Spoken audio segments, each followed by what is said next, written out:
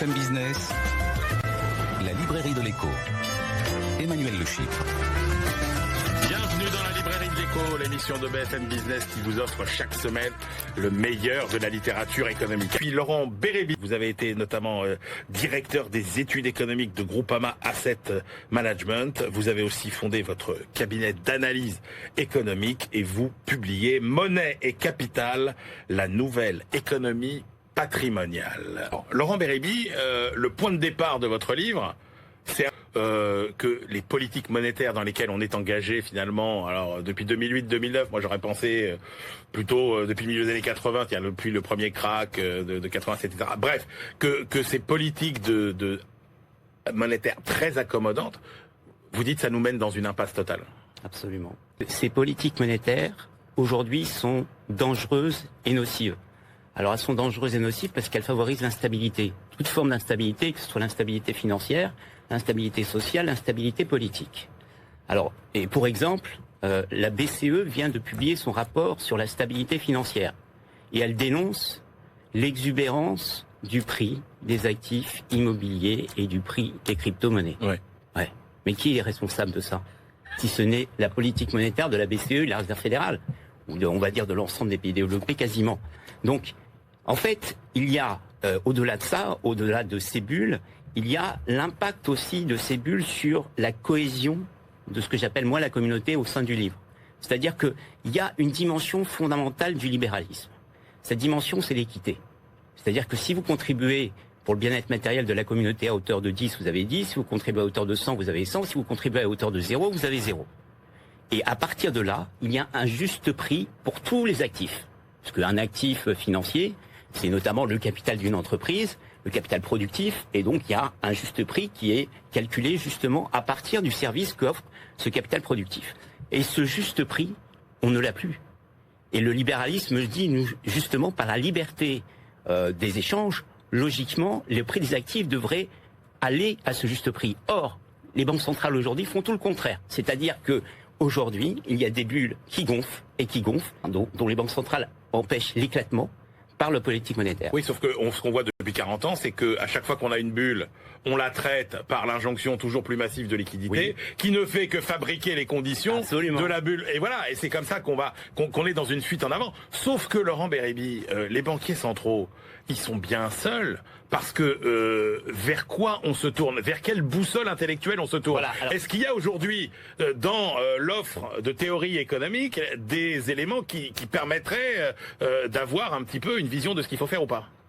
Il n'y en a aucun. En fait, les banques centrales, la politique monétaire des banques centrales de ces dernières décennies, on va dire depuis la fin des années 70 et début des années 80, c'était le monétarisme. Le monétarisme, c'est quoi?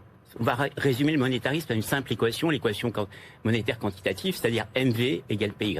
Bon, ça devient compliqué là. Non, alors justement, ça veut dire quoi? Ça veut dire qu'il faut, c'est quand on injecte de manière infinie de la monnaie, automatiquement, il y a le P qui augmente, c'est-à-dire qu'il y a de l'inflation. Et donc ça voulait dire que nécessairement, vous deviez contrôler, maîtriser la croissance monétaire pour assurer la stabilité à long terme de l'ensemble du système économique et de la communauté. Aujourd'hui, les banques centrales font exactement le contraire. Et donc, il n'y a plus de monétarisme qui soit à la base de leur politique monétaire. On en est là, quoi, par pragmatisme Alors, on en est là parce qu'elles ont le sentiment, alors justement, par rapport à votre question Emmanuel, elles ont le sentiment que si les marchés baissent énormément, ce crack déclencherait une dépression. Et donc, finalement, les banques centrales se disent, OK, si les marchés baissent, on injecte de la monnaie quantitative, par le biais de la politique monétaire quantitative, et en injectant justement cette monnaie, on soutient le prix des actifs.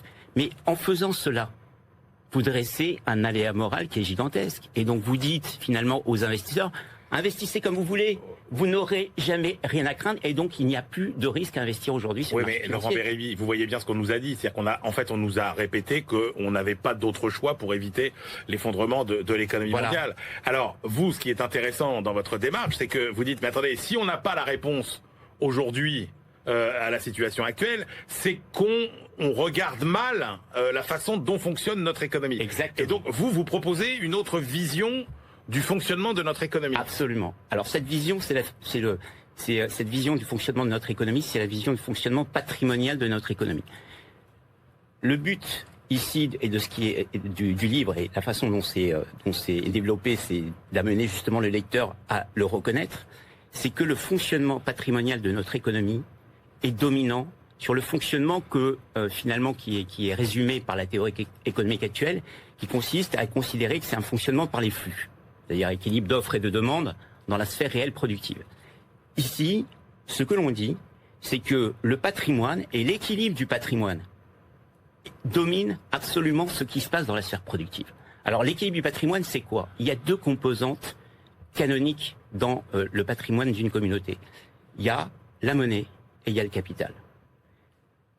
Keynes était déjà sorti de l'économie classique en extirpant justement une monnaie patrimoniale qu'il avait qualifiée de monnaie spéculative.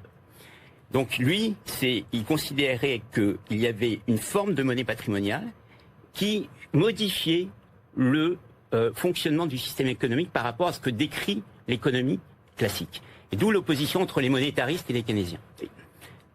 Dans ce livre, on développe justement, on poursuit la démarche de Keynes, c'est-à-dire qu'il y a une forme de monnaie patrimoniale qui est bien générée par le système économique, qui n'est pas la monnaie spéculative de Keynes, qui est la monnaie que je qualifie de patrimoniale, et qui est générée par le biais de la propriété du capital. Donc c'est bien développé dans le livre, de manière synthétique, c'est que finalement le livre fait une approche globale de cette approche patrimoniale qui a été initiée par Keynes et qu'on développe. Laurent Bérébi, si je dis, alors parce que là on est sur des terres un peu inexplorées, si je dis que finalement dans votre économie patrimoniale, ce qui génère du revenu, c'est un peu l'équivalent de ce que générait le travail comme revenu dans l'économie d'avant. C'est absurde de dire ça ou pas? Non, c'est pas absurde, c'est tout à fait vrai, mais c'est tout à fait vrai. C'est-à-dire dans le système naturel, il y a deux systèmes que je développe. Il y a le système naturel, le système entrepreneurial et capitaliste. Et donc dans le système naturel, c'est exactement ce que vous dites, Emmanuel. Dans le système... je travaille, je touche un revenu, je le dépense. Voilà, et non seulement ça, mais même la fabrication du capital productif, c'est lié à la valeur travail. Parce que vous devez travailler pour fabriquer ce capital productif sans jouir finalement des revenus de ce travail tout de suite. C'est pour ça que l'investissement a un coût.